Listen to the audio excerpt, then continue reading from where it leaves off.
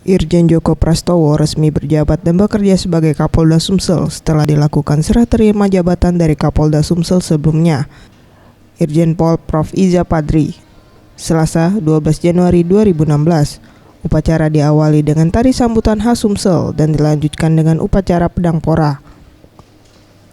Irjen Joko Prastowo, Kapolda Sumsel yang ditemui usai pelantikan mengatakan, ke depan Polda Sumsel di bawah kepemimpinannya akan fokus mengamankan Asian Games 2018 dengan menindak tegas aksi pencurian dan premanisme, serta pengamanan aksi pembakaran hutan yang terjadi di wilayah Sumsel setiap tahunnya. Hal ini tentunya tidak terlepas dari dukungan semua pihak termasuk masyarakat Sumsel. Sama Kapolda yang lama, tinggal melanjutkan.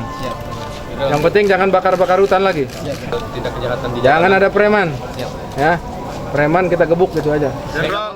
Ia menambahkan, untuk program khusus Polda Sumsel, ia akan melanjutkan program dari Kapolda sebelumnya. Farel Dwi Satria, Septiawan Rizky, Sriwijaya TV.